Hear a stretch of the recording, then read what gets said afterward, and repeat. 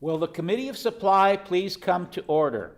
Before we begin, I have a leave request for this section of the Committee of Supply. Is there leave to allow the opposition to sit at the opposite side of the table to allow them to see the screens that are situated in the room? Is there leave? Agreed, and so ordered. This section of the Committee of Supply will now resume consideration of the estimates for the Department of Health. Questioning for this department will proceed in a global manner. The floor is now open for questions.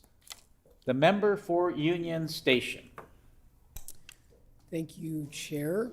I'd like to welcome the Minister back to estimates. I hope that she had a good summer, an enjoyable summer.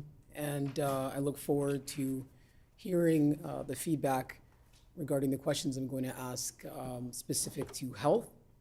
I'd like to start by asking the Minister about the $50 million that were prioritized for addressing the surgical and diagnostic backlog. Earlier in the estimates proceedings, the Minister advised that the entire $50 million for priority procedures it was $10 million, and for the COVID backlog, $40 million had been spent. That was what the Minister advised the allocation of that spending was. I'd like to point the Minister to page 25 of their annual report. There it shows the total number of surgeries in the WRHA declined on a year-over-year basis between 20 and 2021 and 2021-22. Can the Minister explain the reason for that decline?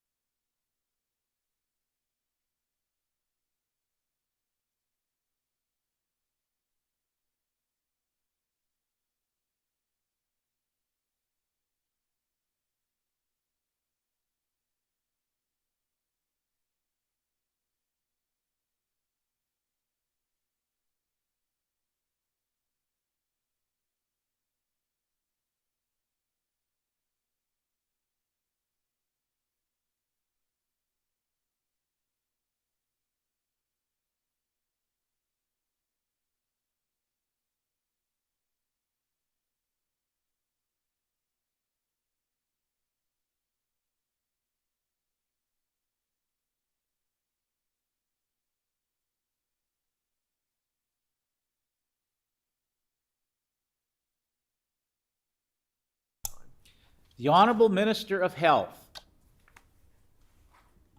Thank you, Mr. Chair, and I want to welcome the member for Union Station back to the estimates process, and for all those around the table, I welcome them to today's estimates for the Ministry of Health.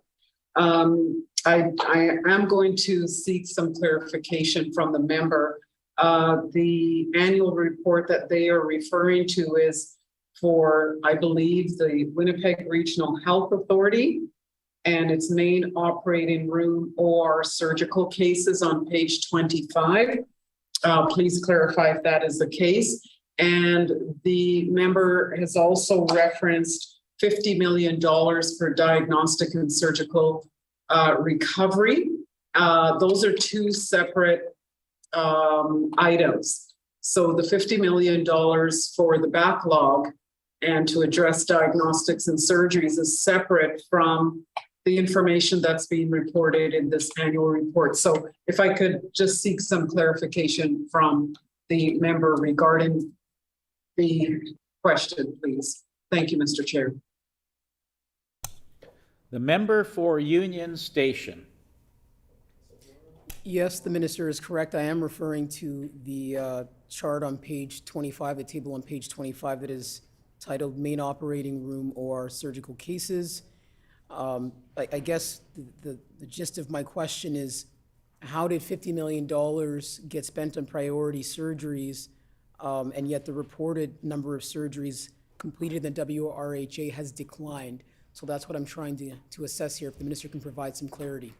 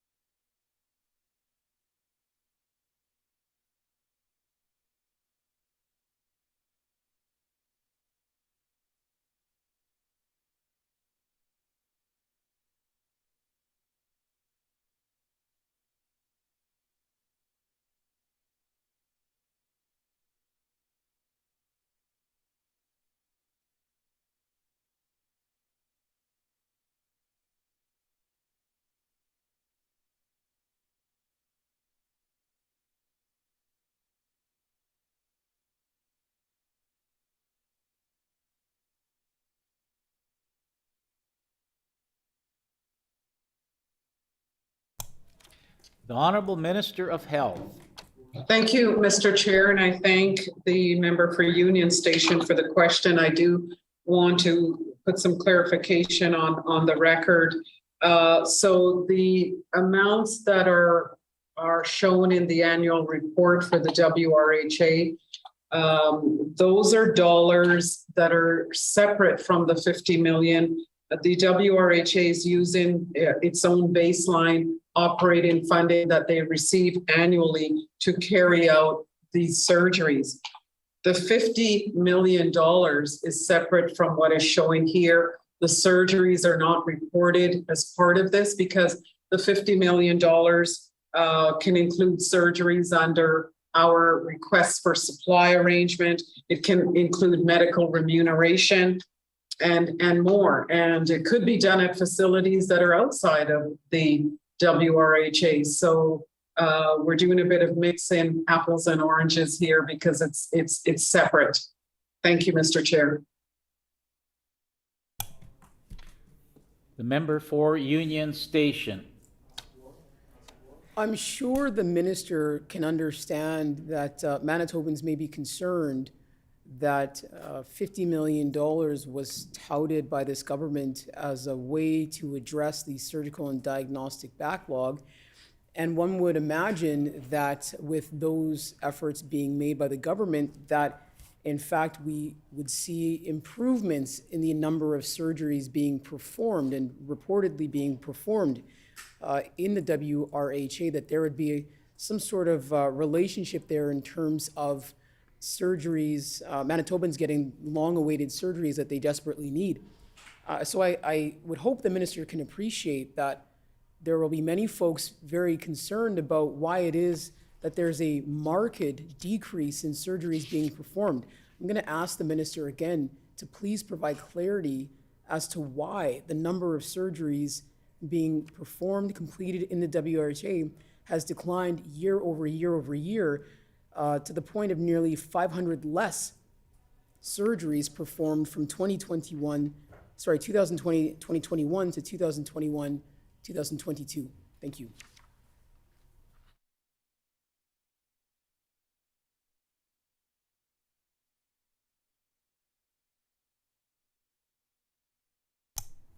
The Honorable Minister of Health.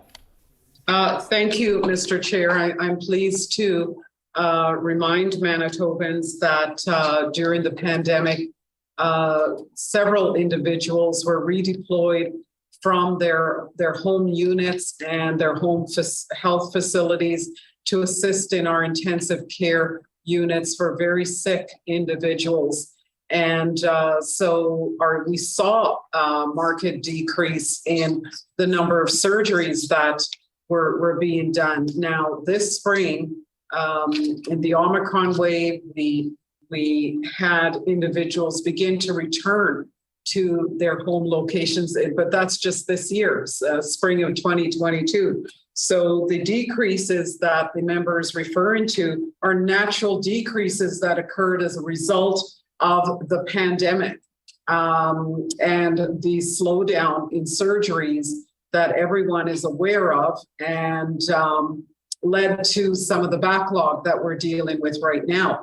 And so the $50 million is separate, and it's dollars that have not just provided to WRHA for surgeries. And the report the member is referring to is an annual report solely for the Winnipeg Regional Health Authority. And in this report, they are using their baseline operating funding to carry out those surgeries. The $50 million the member refers to for priority procedures and for the backlog is separately reported, Mr. Chair. Thank you. The member for Union Station. I thank the minister for that response. And again, I'm sure the minister can appreciate that Manitobans will wonder how it is that $50 million can be set aside and invested to address a backlog, and yet we don't see those decisions increasing operating capacity within the public healthcare system, which the vast majority of Manitobans access and will need to access and should access universally. I'd like to ask about the number of beds in our hospitals. So the number of beds has again gone down in Winnipeg hospitals. I'm sure the minister is well aware of this. Another 30 beds were lost this year. That's a total loss of 154 beds since 2017-18. My question to the minister is, why are we still losing hospital beds?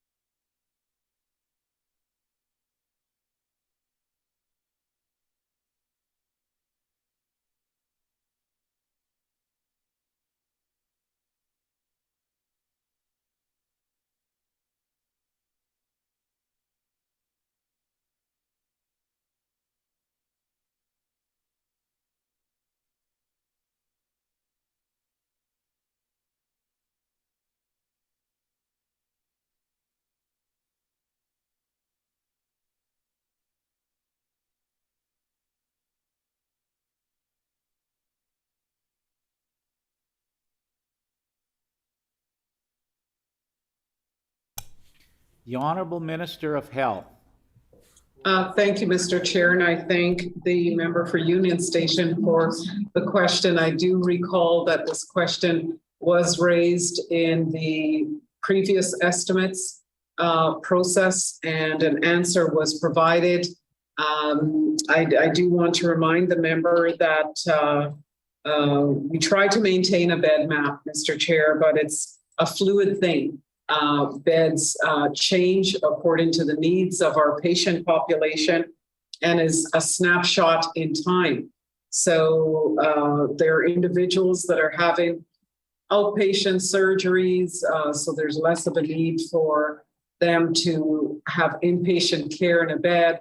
The member may recall, because they worked in the health system back in the 2000s, the early 2000s, when gamma knife surgeries were being performed, and there was less of a need for a person to spend an extended period of time in a hospital bed. So, Mr. Chair, it's a fluid report, and each time we take a snapshot, it's just a snapshot for that particular period of time. But it does change on a regular basis. Thank you, Mr. Chair.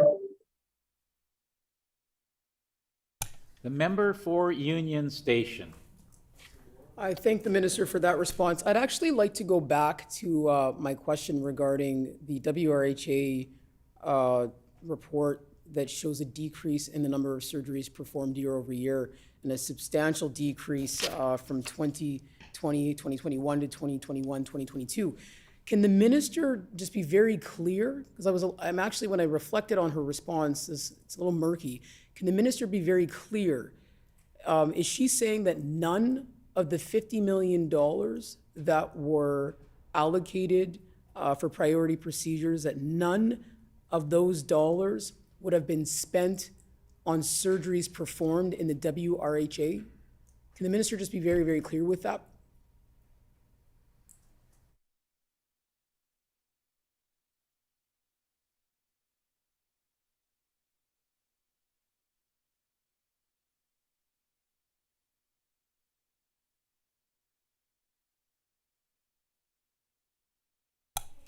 The Honorable Minister of Health. Thank you, Mr. Chair. The member for Union Station is correct. I am not saying that, Mr. Chair.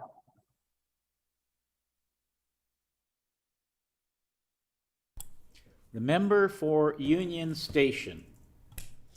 Okay, so can the minister provide clarity? Out of that $50 million, how much of those funds were allocated to the WRHA to address the surgeries? The minister just finished saying that they're separate, that the WRHA used their own dollars to perform the surgeries and the $50 million was separate.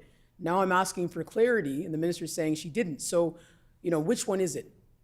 Is any of the $50 million that were allocated for priority procedures, were any of those funds spent in the WRHA to address surgeries? And if yes, how much?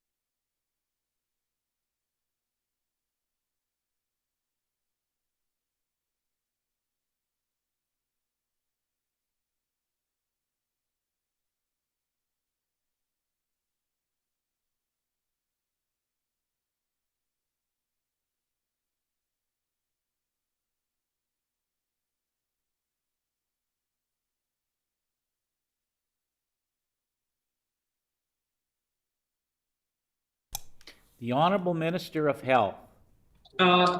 Thank you, Mr. Chair. I do want to place on the record that with the some of the funds from the $50 million has been used to procure close to 15,000 procedures, and to date we have spent $50.136 million, so over the 50 million that our government earmarked for this purpose. The dollars flow to different entities, to physicians, to diagnostic services, to surgery.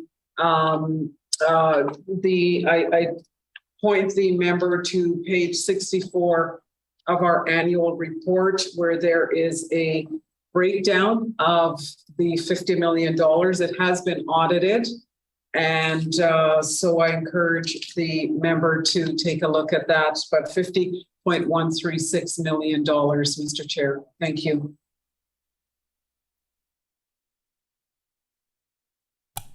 The member for Union Station. I have to say it's just a little bit strange because the minister started by being very clear that the dollars, the $50 million was separate from the WRHA dollars that were responsible for addressing these surgeries, which we know have significantly decreased in surgeries being performed in the authority. And then the minister seems to pivot and says, no, that's not exactly what she was saying when she said that. And so I suppose I'm just really hoping the minister can be very clear. I have asked for the minister to explicitly provide for us if those dollars, if any of the $50 million were allocated rather for the WRHA to spend on surgeries being performed. It's a pretty straightforward question. I'm hoping the minister can just provide a clear answer so we can move on from this and understand why is it that $50 million that they touted as a way to address the backlog did not have an impact on actually increasing surgical capacity in the public system, which is what Manitobans need. Vast majority of Manitobans are accessing healthcare and surgeries in the public system. And so the minister has kind of reversed course here and stated that my summary of her comments were incorrect. And so I'm asking for clarity of the $50 million that were allocated for the surgical and diagnostic backlog. How much of that money was used or allocated to the WRHA to address the surgeries being performed within the region where we see such a significant decreases in surgeries being performed?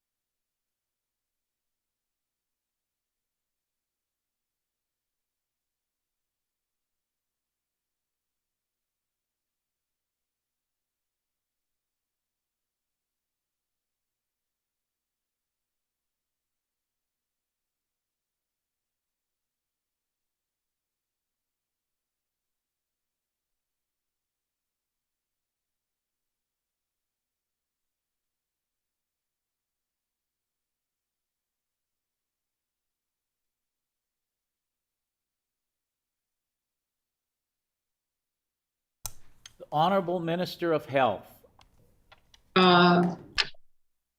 Thank you, Mr. Chair. I want to clarify for the member for Union Station that, again, the member began the questioning with a specific line item in the annual report for the WRHA. And the question was, started out with why have surgeries decreased? The years that the member referenced were 2 years that we were in the middle of a pandemic.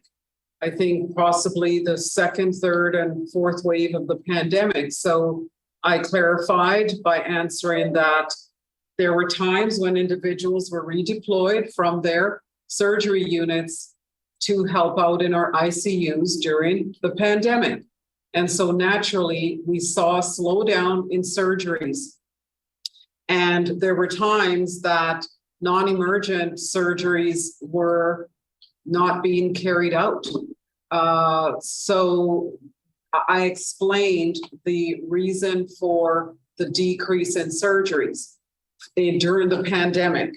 Now, we are here in Committee of Supply to consider the 2022-2023 budget, Mr. Chair. So I remind the member of that.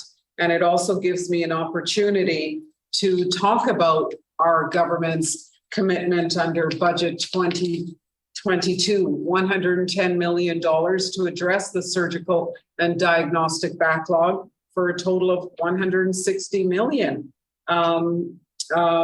Mr. Chair, just in terms of updated surgeries, as of September 29th, there were 1,169 non-emergent surgeries completed for the week of September 19th to 25th at Winnipeg sites.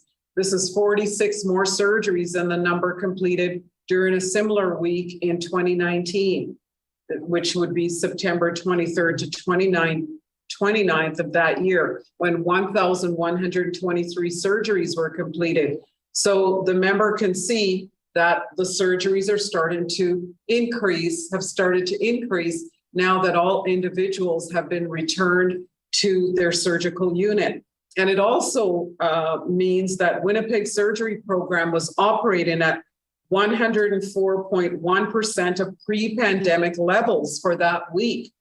All emergent and urgent surgeries, including cardiac and cancer procedures, continue, Mr. Chair, to be prioritized. Non-urgent surgeries are reviewed by physicians to prioritize patients who medically should not wait any longer for procedures to be performed. And I want to highlight as well the number of emergent surgeries performed for the week, which remains steady. And there were 241 emergent or life-saving surgeries performed September 19th to 25th in Winnipeg, up 14 from the previous week and up 31 from a similar time period in 2019. And there were 259 surgical slates in Winnipeg the week of September 19th to 25th. This is 2 below pre-COVID norms, but this means slates were being scheduled at 99.2% of pre-pandemic baseline standards in Winnipeg, Mr. Chair. As a reminder, I also want the member to know that the number of surgeries performed during a slate, it will vary widely depending on the acuity of the patient and the complexity of the procedure. And I'll give you an example. An endoscopy will not take as long to perform as neurosurgery. So the time allotted for surgical slates in 2022 may vary from those performed pre-pandemic due to demand, resulting in fewer surgeries being performed. And again, COVID has also resulted in patients waiting longer for procedures than they did in the past, causing them to be sicker, Mr. Chair. This results in longer surgical and recovery times, which impacts the number of surgeries that can be performed during a slate. But 26 cardiac surgeries were performed the week of September 19th to 25th, which is up 7 from the previous week. 24 surgeries were non-urgent, elective in nature, while 2 were emergent, There were 22 cardiac surgeries performed during a similar period in The Honorable 2019. Minister's time has expired. The member for Union Station. I thank the minister for that breakdown of information. I will move on from this line of questioning because it's unfortunately not producing the information from the minister that I know Manitobans really need to hear at this time, especially as they still don't have access to a dashboard, which would inform them in terms of surgical weights. Ultimately, the whole narrative around the $50 million being announced repeatedly by this government was that it was going to address the backlog of surgical weights and diagnostic test weights. And we see plainly from the WRHA reporting that unfortunately hundreds of surgeries less were performed and year over year have been performed. And so, it's disappointing that the minister just won't simply answer my question and provide the clarity that I'm seeking and on behalf of Manitobans. And I think more importantly, it's incredibly disappointing for Manitobans to know that despite the $50 million being announced time and time again, it hasn't in fact resulted in more surgeries being performed. In fact, we see a tremendous amount less of surgeries being performed in the WRHA. And every single one of those numbers represents a family and a Manitoban who's suffering and waiting in pain. So I'll go back to my question around hospital beds. Certainly I can appreciate what the minister stated in terms of fluctuations in the healthcare system. However, the minister is well aware that bed capacity, available beds in our healthcare system, and the lack of available beds is creating a nightmarish reality in our hospitals. People do not have access to beds.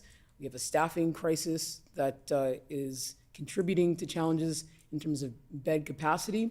So I suppose my question for the minister is, what is she doing to ensure that we are bolstering bed numbers in our public healthcare system? And when does she expect us to stop losing beds in our hospitals?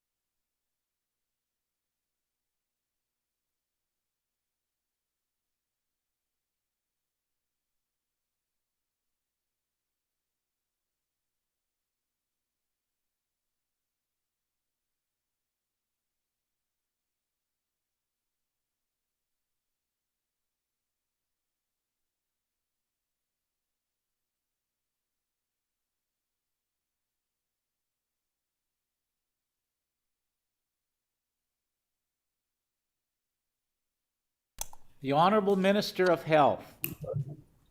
Thank you, Mr. Chair, and I thank the member for Union Station for the question. They know from having worked in the health system that beds require staff, and in order for them to be available to Manitobans. And I just want to put on the record that pre-pandemic, if we look at our ICU beds, the bed base was 72, and post-pandemic, we are at 108, Mr. Chair. And that means at HSC Winnipeg, there's 47 ICU beds, St. Boniface, 36, of which 20 are cardiac, Grace, 13, Brandon, 12. Again, the total is 108 plus 2 cardiac E1 beds at St. Boniface. But that was only possible, Mr. Chair, because our government undertook a very aggressive training and comprehensive training program to ensure that a total of 149 nurses in the last year have completed the 12-week critical care orientation program, and 29 of those individuals graduated in May. Then at the end of August, we saw 19 more nurses graduate from that same program. And mid-September, 23 individuals had enrolled for the next program class starting on September 12th. So our government recognizes, and I hope the member for Union Station is aware as well, that beds can be opened when we bring more training, more nurses, more allied health, more doctors into the system. And that is why our government announced $19.5 million to add 259 nurse training seats, 5 post-secondary institutions as part of our larger plan to add close to 400 new nursing education seats. And I was pleased to join my colleague from Immigration and Advanced Education, where we announced $30 million to add 28 additional beds to our intensive care units, Mr. Chair. So once again, it requires nurses, and that is why we are supporting hundreds of internationally educated nurse applicants to obtain their licensure and start practicing in Manitoba. And each individual is eligible to receive $23,000 of financial aid. Mr. Chair, first time in the history of the province that has been available. Another first, Mr. Chair, is the Undergraduate Nurse Employees Program. So last December, we saw 63 third and fourth year nursing students join our healthcare teams to support the delivery of health services for Manitobans while gaining valuable paid experience in a clinical setting. So we are doing our part as a government, recruiting, retaining, making available mentorship programs, establishing a provincial float pool is in the works, incentives to encourage nurses to work more shifts per week. That is how we are able to increase our bed map. And it shows that our efforts are working, Mr. Chair, because as I mentioned, before the pandemic, our ICU bed base was 72. And post-pandemic, with the training that our government has invested in, that number has increased to 108. So it's very important for Manitobans to know that we are taking the steps necessary to increase our bed base, to increase not just here in Winnipeg, but across the entire province, Mr. Chair. Last week, I was up in Norway House and had an opportunity to tour their healthcare center of excellence. And they shared with me that they would be increasing when this new site opens from 4 dialysis stations to 8. So again, increases are being seen across the province, and our government remains committed to working with all stakeholders, Indigenous communities, all our RHAs to increase our bed base so Manitobans receive the care they need. The honorable minister's time has expired. The member for Union Station.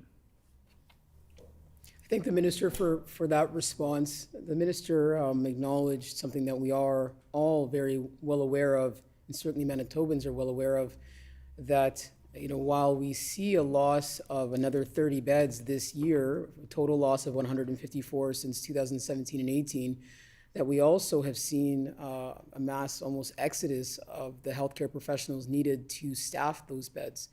And so while I can appreciate the minister listing off announcements that we've heard many times before regarding what this government is doing to try and educate some more nurses, the minister has not provided any clarity as to how that will impact the fact that we are actively losing beds in our hospital system, which, the lack of beds in our healthcare system right now today is having a huge negative impact on the health outcomes of Manitobans.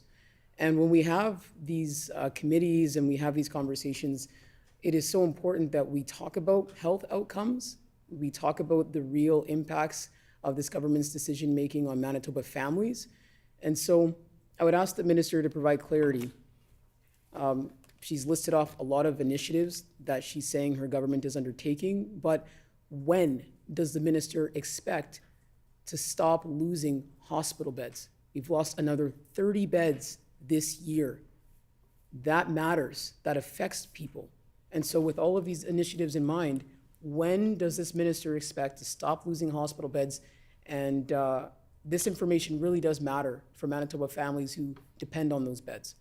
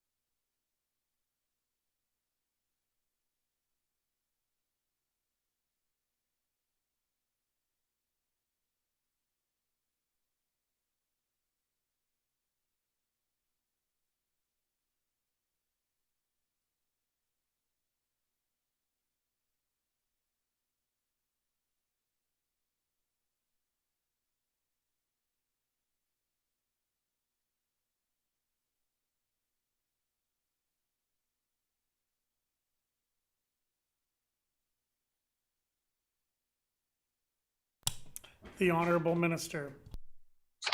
Thank you, Mr. Chair. I do want to put on the record and correct some information that the member for Union Station has stated, that individuals are coming into the system, and that is why we have seen the College of Nursing add a third intake starting next year in May, because the Dean of the College of Nursing has stated very publicly that for every seat they receive 4 applications.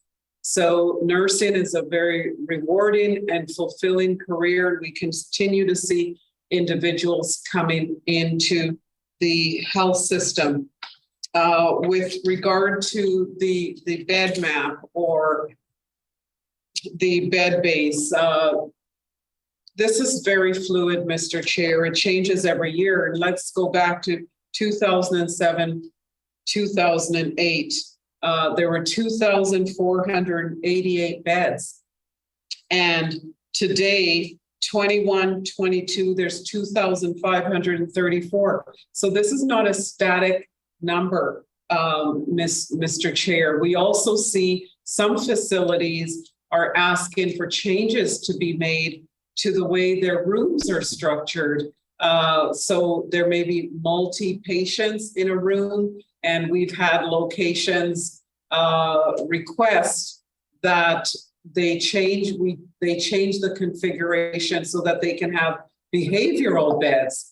And in those situations, they may not want 2 or 3 or 4 people in the same setting. So they change the bed base, which leads to better health outcomes for Manitobans. So this is not a static number. We certainly want to provide facilities with the autonomy and the independence to make changes based on the population that they're serving and the severity of the health conditions that they are experiencing.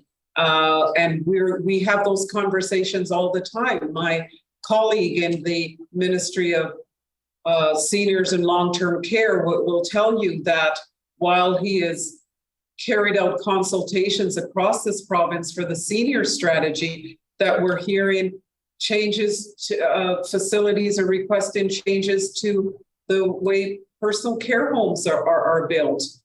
They should be small houses, they're called. So that will look very different in the future. We're not going to see our bed base remaining static. And with specific regard to the WRHA figures, the explanation note number 1, for example, states clearly that in 2020-2021, beds included 30 temporary beds, which were closed in August 2021. They were never meant to be permanent beds. The WRHA added those beds as a temporary measure based on what was happening in the health system at that time. And this is the independence and autonomy we want to provide to our facilities and our service delivery organizations to use the operational funding that's provided by our government to make those decisions on the ground to ensure Manitobans receive the care that they need. Those decisions are not being made here in the legislative building by politicians. They're being made by health system leaders. And we are going to continue to support their efforts to provide Manitobans with the best care that they clinically and medically have determined that they need, and the types of beds that they need to provide those services, and how the beds will be structured and where they will be placed. And again, Mr. Chair, those are not decisions that are being made on Broadway. Those are being made by system leaders at the bedside who determine, for example, like the WRHA has, and the member can read it there, it's note number 1, that 30 temporary beds, for example, were closed in 2021 by the region. And those are temporary for reasons. I do not have that information handy. The honorable minister's time has expired. The member for Union Station. Can the minister provide clarity around the surgical fund for this year? So the fund for 2022, 2023 has been spent, sorry, rather, how much of that fund has been spent to date? And how many additional surgeries over the previous year will that support?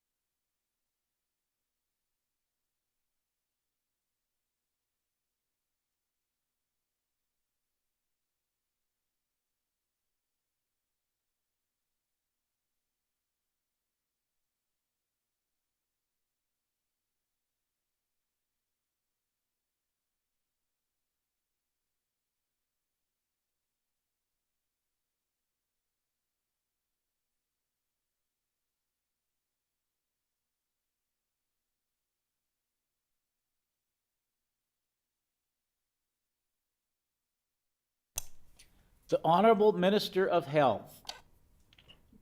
Thank you, Mr. Chair, and I thank the member for the question. The second quarter results, actually the second quarter just ended on September 30th. And so the second quarter results are currently not available. That's a major reporting that won't be available for several weeks, Mr.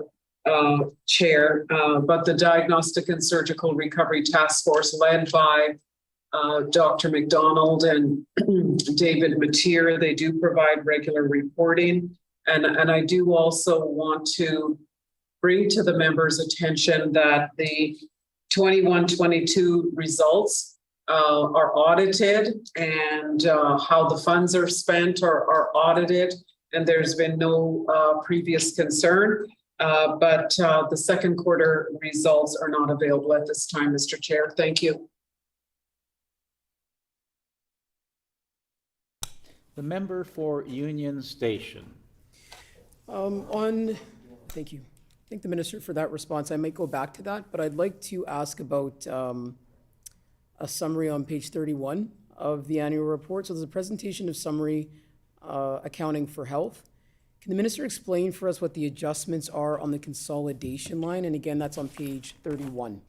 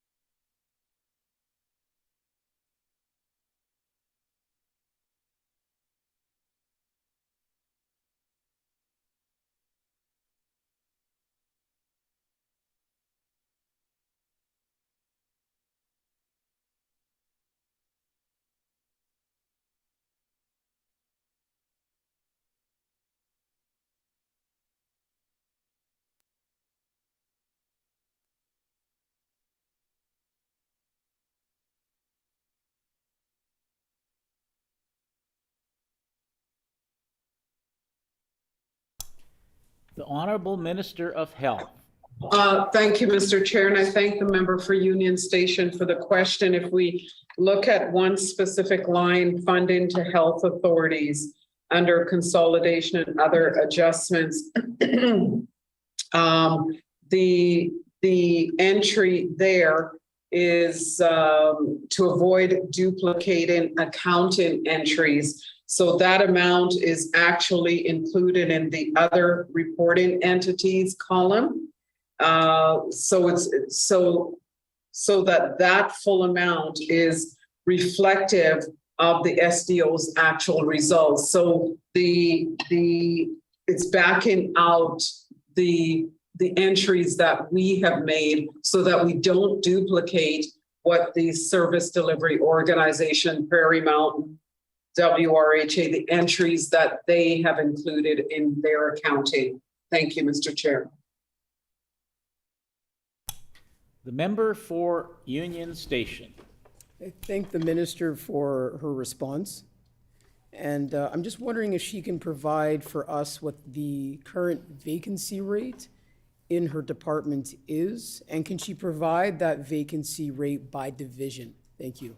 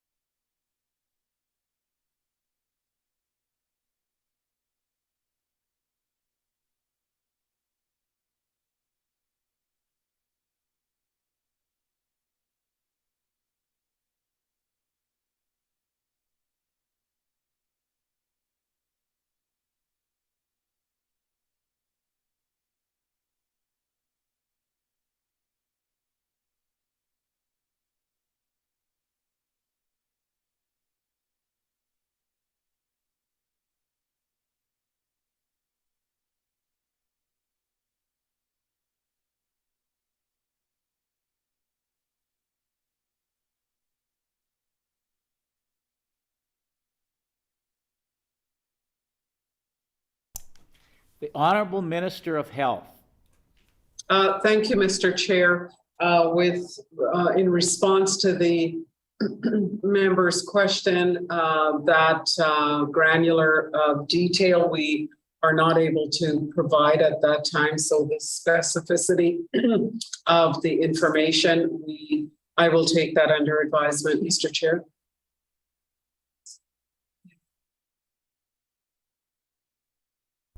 The member for Union Station. I thank the minister for taking that under advisement, and I look forward to receiving that information in clarity. Can the minister provide the names of her political staff? Thank you.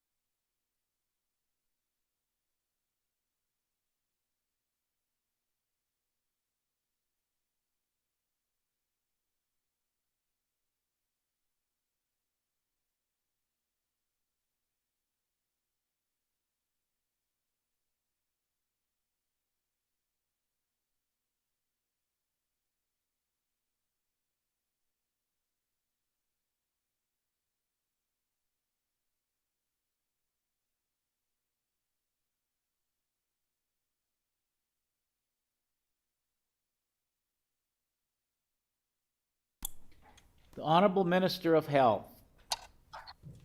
Thank you, Mr. Chair. I'm pleased to answer that question. It's Matthew LePage, Lapage, Vanessa Wiebe, Wiebe, Tyler Thomas, Thomas, and Matthew Grivicic, Grivicic. Thank you, Mr. Chair. The member for Union Station. Thank the minister for her response. What is the current vacancy rate within insured benefits branch? Sorry, within the insured benefits branch. So obviously that's the branch that deals with health cards. Thank you.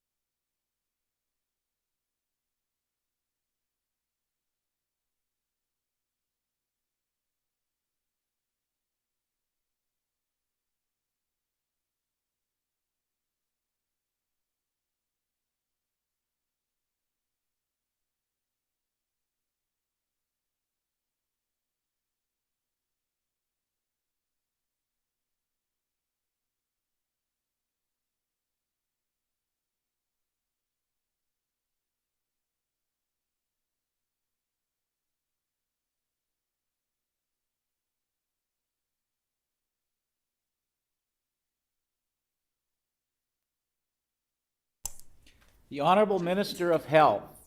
Thank you, Mr. Chair. I would like to take that question under advisement and provide the member with an answer at a later date.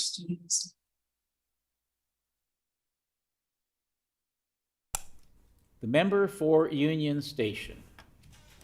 I thank the minister for offering to take that under advisement, and I look forward to receiving that information as soon as it's available. Can the minister provide an explanation for what the expenditures in 5A transition are? And that is on page 64. It is listed pretty plainly on page 64, but there's obviously a lack of clarity on my end as to what the expenditures are for the 5A transition. So if the minister could outline that, I'd appreciate it.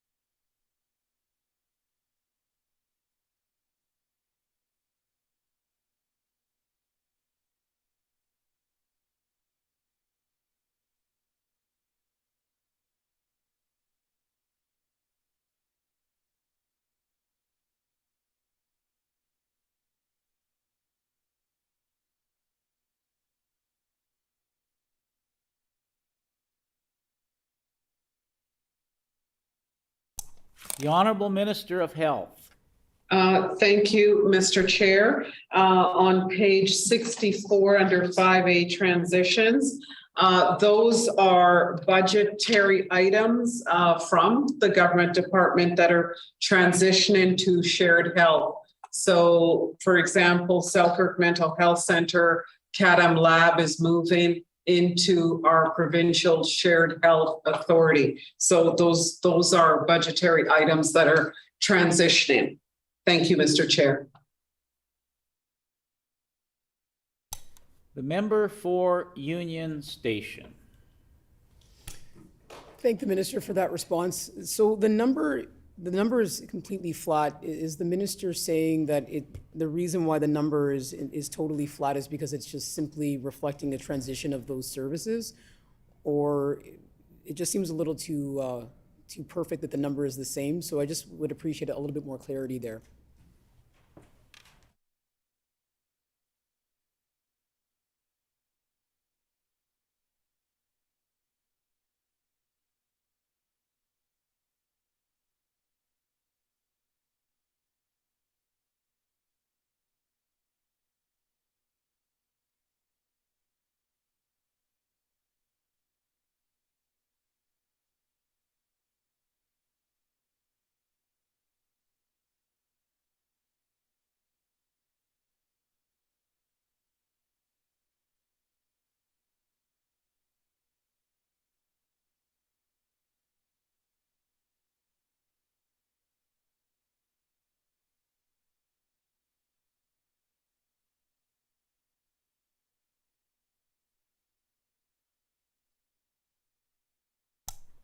The Chair. Honorable Minister of Health.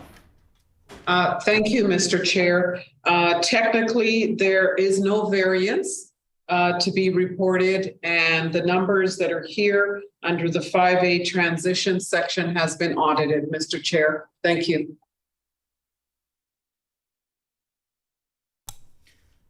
The member for Union Station. I thank the minister for that response. Capital construction was underspent by $161 million in 2021 and 22. Can the minister provide a list of projects not done in 21, 22? And does the minister anticipate a similar underspend in 2022, 23?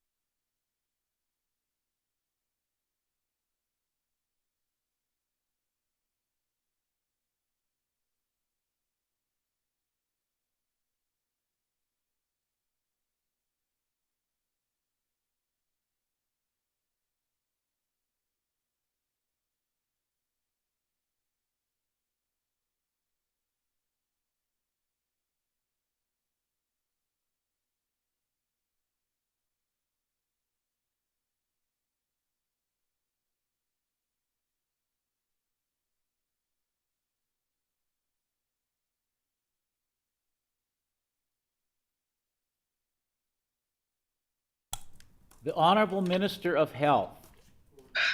Thank you, Mr. Chair.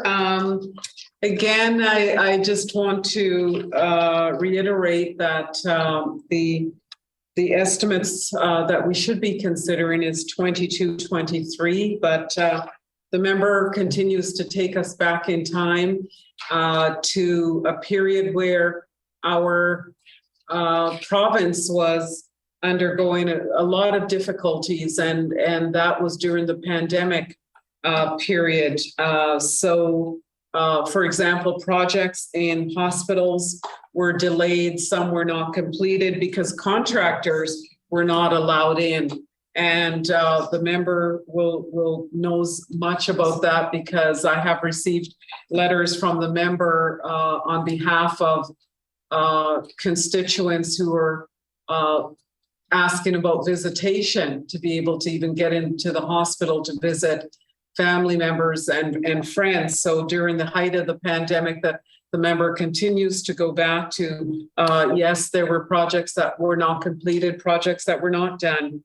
And that is unfortunate, but the focus of our government in the 22-23 fiscal year is to advance the clinical preventative services projects, of which there is over 30 of those initiatives all across the province of Manitoba to ensure Manitobans receive care closer to home, Mr. Chair. So that is the focus of our government. That is the focus of the department. That's the focus of shared health and all the health regions. And I do want to bring to the members' attention page 47 under explanations about capital investments. It says delays in proceeding with various projects as a result of restricted access to healthcare facilities during the COVID-19 pandemic. So right there in the report, Mr. Chair, is the reason for projects not being completed. But I look forward to, I've done a lot of shovel turning of many announcements across the province. I look forward to ribbon cuttings and the opening of facilities to Manitobans to pour in and receive the care that they need. So we are focused on great projects such as the St. Boniface Hospital expansion that is well underway. I saw drone photos of the work that is being done and just amazing. The Portage Hospital, Neepawa, there are so many projects. So when the member asks what I hope to see in this year is that a lot of those projects are above ground and many of those are also completed, Mr. Chair. Thank you. The member for Union Station. I'm not sure if the minister just didn't hear the second half of my question. I referenced 2021, 2022 to draw attention to the fact that capital construction was underspent by $161 million.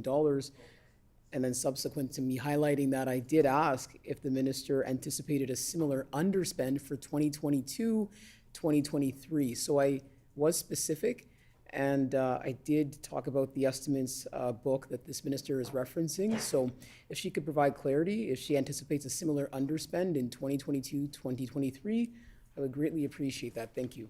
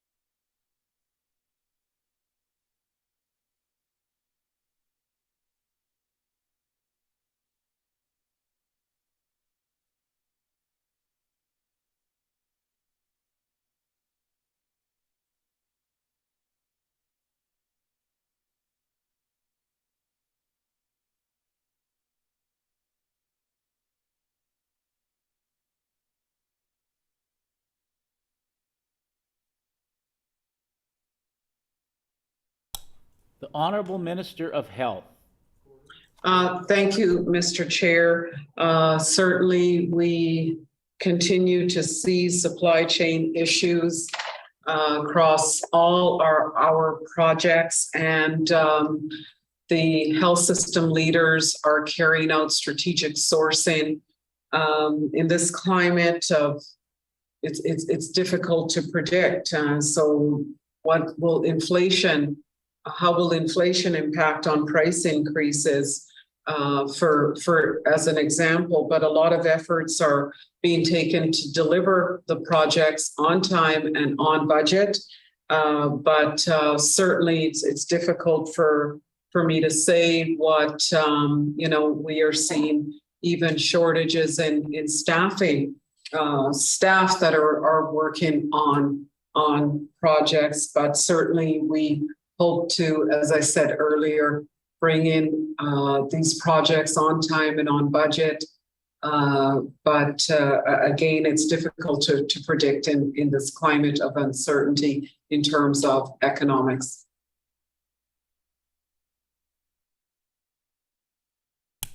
The member for Union Station. I thank the minister for her response. I believe I've actually asked the question I'm going to ask previously, but didn't get clarity around this, so I'd like to dig into this again.